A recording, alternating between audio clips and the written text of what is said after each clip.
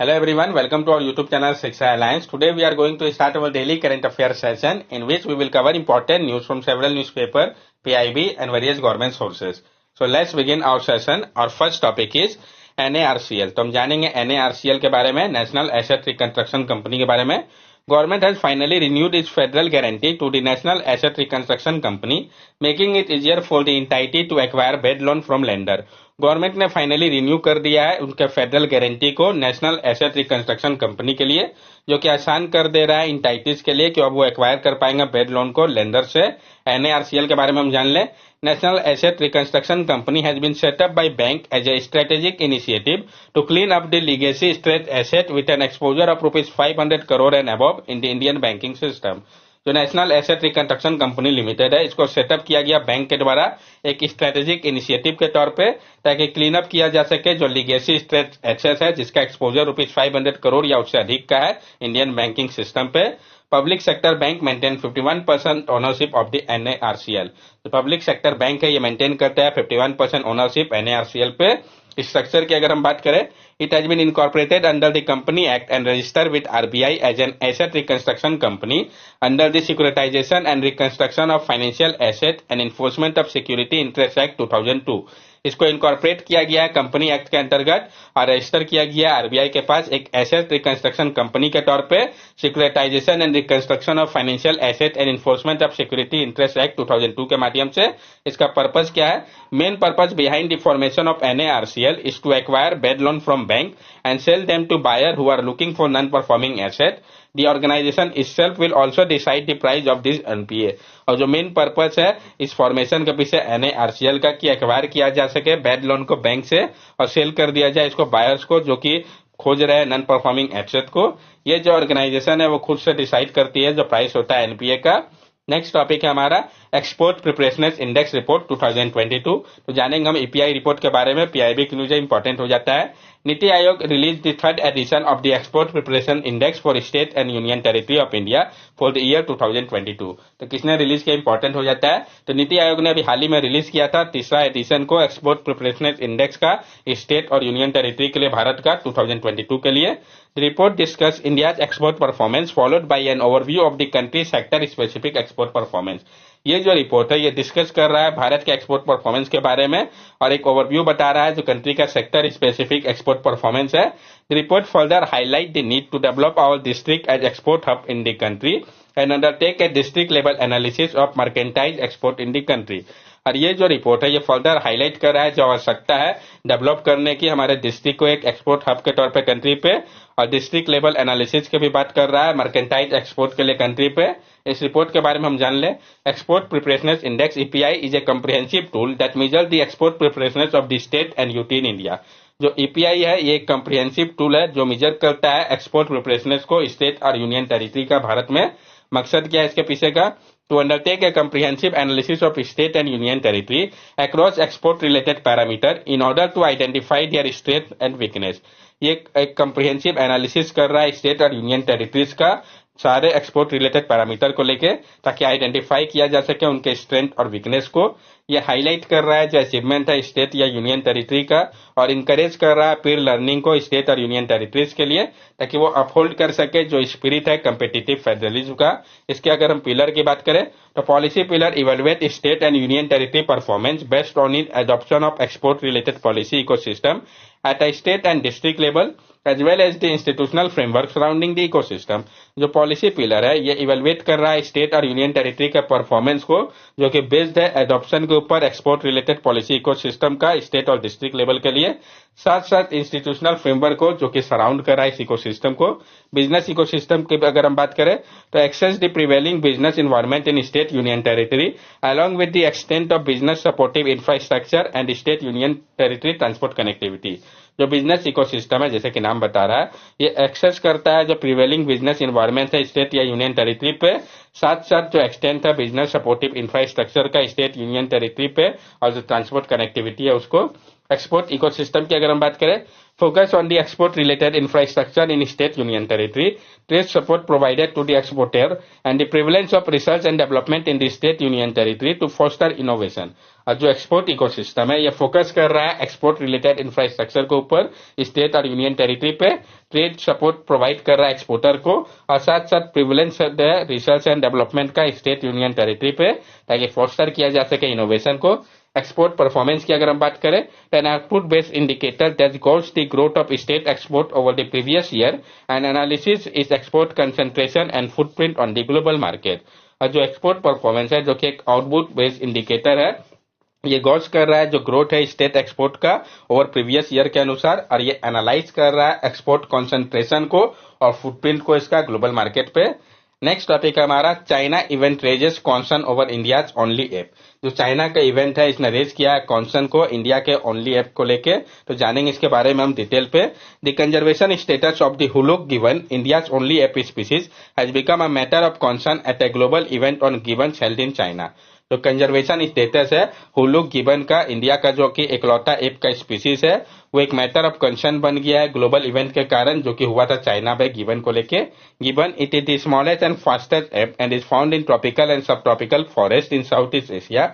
The Huluk gibbon, unique to Indian Northeast, is one of the 20 gibbon species on Earth with an estimated population of 12,000. जो आपका gibbon है, ये smallest और fastest app है और ये पाया जाता है ट्रॉपिकल और सब ट्रॉपिकल फॉरेस्ट में साउथ ईस्ट एशिया के। जो हुलुक गिबन है, ये यूनिक है इंडियन नॉर्थ ईस्ट में। ये जो है one of the 20 gibbon species जो है अर्थ में, उसमें से एक है, जिसका एस्टिमेटेड पॉपुलेशन जो है 12,000 का है। जो सारे 20 गिबन स्पीसीज है, जिसमें कि हुलुक गिबन भी आते हैं, ये हाई रिस्क में एक्सटिंक्शन के ड्रामेटिक डिक्लाइन होने के कारण उनका डिस्ट्रीब्यूशन और जो पॉपुलेशन का हुआ है 1990 के बाद से, इस कारण बहुत ही स्मॉल पॉपुलेशन जो है ट्रॉपिकल फॉरेस्ट में इनका बचा है। थ्रेट क्या है इनके लिए? The primary threat to the hoolock gibbon in India is the felling of trees for infrastructure project. जो मेन थ्रेट है हुलुक गिबन का भारत में, वो क्या है? तो जो ट्रीज को गिरा दिया जा रहा है इंफ्रास्ट्रक्चर प्रोजेक्ट के लिए। इनिशिएटिव की अगर हम बात करें, global gibbon network GGN aims to protect and conserve gibbons and their habitat by promoting participatory conservation policy and action. जो ग्लोबल गिबन नेटवर्क है जीजीएन, इसका मकसद है प्रोटेक्ट करना और कंजर्व करना गिबन्स को और उनके हैबिटेट को, प्रमोट करके पार्टिसिपेटरी कंजर्वेशन पॉलिसी को और एक्शन को। Aranyak, a non-profit conservation organization based in Assam, India, is one of the founding organization of the GGN from 7 countries. जो आपका आरण्यक है, इंपॉर्टेंट है, ये एक नॉन प्रॉफिट कंजर्वेशन ऑर्गेनाइजेशन है जो कि कहाँ पे बेस्ड है? असम में, भारत के। ये one of the founding organisation में से एक है ग्लोबल गिबन नेटवर्क का, जो 7 कंट्रीज में है। कंट्रोवर्सी रिगार्डिंग कंजर्वेशन स्टेटस, जो कंट्रोवर्सी है कंजर्वेशन स्टेटस को लेके गिबन का, इनिशियली माना जा रहा था कि ये जो है 2 सेपरेट स्पीसीज है। जो जेनेटिक एनालिसिस किया गया centre for cellular and molecular biology के द्वारा हैदराबाद का 2021 में, तब ये पाया गया कि सिर्फ एक लौटा स्पीसीज है ये एप का भारत में, जो कि हुलुक गिबन है। लेकिन international union for conservation of nature red list जो है वो क्लासिफाई करता है वेस्टर्न हुलुक गिबन को इंडेंजर, ईस्टर्न हुलुक गिबन को वल्नरेबल कैटेगरी पे, जो कि कम्प्लेक्सिटी डालता है इसके कंजर्वेशन स्टेटस को लेके। यहाँ पे आप देख सकते हैं इस गिबन के स्पीसीज को। नेक्स्ट टॉपिक है हमारा मेकोंग गंगा कोऑपरेशन मैकेनिज्म। तो जानेंगे हम मेकोंग गंगा कोऑपरेशन मैकेनिज्म के बारे में, इंपॉर्टेंट टॉपिक है। Recently speaking at the 12th Mekong Ganga cooperation mechanism meeting, external affair minister S Jaishankar highlight the importance of peace and prosperity in the Mekong region for India act east policy. अभी बोलते हुए जो 12th Mekong Ganga cooperation mechanism meeting हुआ था, उस दौरान external affair minister जो है एस जयशंकर, इन्होंने हाईलाइट किया था जो इंपॉर्टेंस है पीस और प्रॉस्पेरिटी का मेकोंग रीजन में इंडिया के एक्ट ईस्ट पॉलिसी के लिए। तो मेकोंग गंगा कोऑपरेशन के बारे में हम जान लें। Mekong Ganga cooperation was establish in 2000 eight Vienna, Laos at the first MCG ministerial meeting. जो मेकोंग गंगा कोऑपरेशन था, इसको एस्टैब्लिश कब किया गया था? 2000 में। कहाँ पे? वियना, लाओस में, जो पहला Mekong Ganga cooperation ministerial meeting हुआ था उस दौरान। इसमें 6 मेंबर कंट्रीज थे। कौन कौन से? ये याद होना चाहिए, India, Thailand, Myanmar, Cambodia, Laos और वियतनाम। जो 4 एरियाज था कोऑपरेशन का, जिसमें बात कही गई थी टूरिज्म, कल्चर, एजुकेशन और ट्रांसपोर्ट एंड कम्युनिकेशन। मकसद क्या था इसका पीछे का? दोनों ही गंगा और मेकोंग जो है वो सिविलाइजेशनल रिवर है, और जो मेकोंग गंगा कोऑपरेशन इनिशिएटिव है, इसका मकसद है फैसिलिटेट करना क्लोजर कॉन्टेक्ट को पीपल के बीच में, ताकि इनहेबिट किया जा सके दोनों ही मेजर रिवर बेसिन को। मेकोंग रिवर, जो मेकोंग और मेकोंग रिवर है, ये ट्रांस बाउंड्री रिवर है ईस्ट एशिया और साउथ ईस्ट एशिया का। ये वर्ल्ड का 12th लॉन्गेस्ट रिवर है और तीसरा लॉन्गेस्ट है एशिया का। ये कवर करता है डिस्टेंस नियरली 5000 किलोमीटर का। इसके सोर्स से तिब्बतन प्लेटू तक चाइना के में, और जो रिवर है वो फ्लो करता है 6 कंट्री से। कौन कौन कंट्री से ये फ्लो करता है? तो चाइना, म्यांमार, थाईलैंड, लाओपीडिया, कंबोडिया और वियतनाम। लोअर मेकोंग रीजन के बारे में हम जान ले। The lower Mekong region refers to the area surrounding lower section of Mekong River which run through Southeast Asia. It encompasses countries such as Cambodia, Laos, Thailand and Vietnam. जो lower Mekong river है वो जो है area surround करता है lower section को Mekong river का, जो कि रन करता है साउथ ईस्ट एशिया से. ये कंप्राइज करता है कंट्री जैसे कि कंबोडिया, लाओस, थाईलैंड और वियतनाम को. जो हिस्टोरिकल और कंटेम्पररी सिग्निफिकेंस है लोअर मेकोंग रिवर का, इसके बारे में हम जानेंगे. तो हिस्टोरिकल सिग्निफिकेंस और कंटेम्पररी सिग्निफिकेंस क्या है? तो हिस्टोरिकल सिग्निफिकेंस इसका कल्चरल हेरिटेज है. जो लोअर मेकोंग रीजन है ये होल्ड करता है एक रिच हिस्टोरिकल और कल्चरल हेरिटेज को, जो कि कनेक्शन प्रोवाइड करता है इंडिया के एंशियंट रिवर सिविलाइजेशन से. इकोनॉमिक कॉपरेशन की अगर हम बात करें कंटेम्पररी सिग्निफिकेंस में, तो ये जो मेकोंग रीजन है प्ले करता है एक इंपॉर्टेंट रोल इंडिया के एक्ट ईस्ट पॉलिसी में, फोस्टर करने के लिए इकोनॉमिक ग्रोथ को और शेयर करने के लिए अपॉर्चुनिटी को. ज्योग्राफिकल टाइज की अगर हम बात करें तो उसका हिस्टोरिक सिग्निफिकेंस क्या हो जाता है? ये जो रीजन है इसका ज्योग्राफिकल प्रॉक्सिमिटी है इंडिया के साथ, ये फैसिलिटेट कर रहा है ट्रेड, कल्चर एक्सचेंज और हिस्टोरिकल इंटरेक्शन को. जबकि कंप्रिहेंसिव कनेक्टिविटी जो कि कंटेम्पररी सिग्निफिकेंस है, इंडिया कमिटेड है कि वो इनहेंस करेगा कनेक्टिविटी को इस रीजन पे इंफ्रास्ट्रक्चर प्रोजेक्ट के माध्यम से, जैसे कि India, Myanmar, Thailand trilateral highway हो गया, मोटर व्हीकल एग्रीमेंट हो गया. कल्चर एक्सचेंज की अगर हम बात करें तो मोकन रीजन जो है वो एक हब है कल्चर एक्सचेंज के लिए भी इंडिया और एशियन कंट्री के बीच में. ये फोस्टर कर रहा है म्यूचुअल अंडरस्टैंडिंग और फ्रेंडशिप को. कंटेम्पररी सिग्निफिकेंस की अगर हम बात करें तो development partnership, India aims to collaborate with Mekong subregion country in various developmental initiative addressing contemporary aspiration and promoting stability. India का एम है कि वो कोलैबोरेट करे मेकोंग सब रीजन कंट्री के साथ वेरियस डेवलपमेंटल इनिशिएटिव पे, ताकि address किया जा सके कंटेम्पररी एस्पिरेशन को और प्रमोट किया जा सके स्टेबिलिटी को.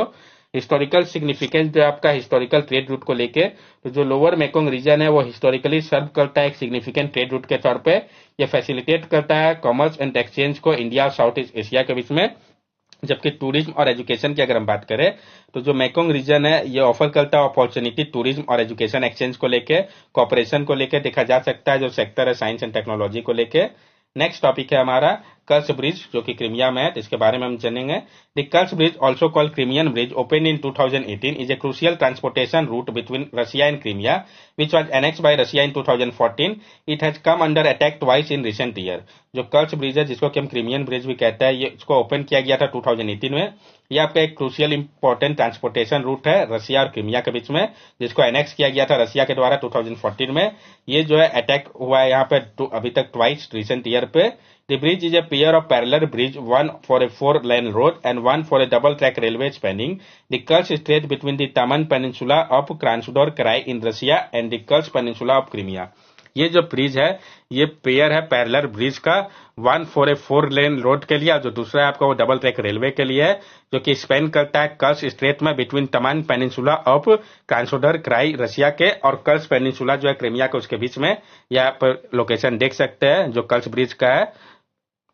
That's all for daily current affair session. अगर आपको हमारी वीडियो अच्छी लगी हो तो हमारे चैनल सब्सक्राइब करें, हमारे वीडियो को लाइक करें और ज्यादा से ज्यादा शेयर करें.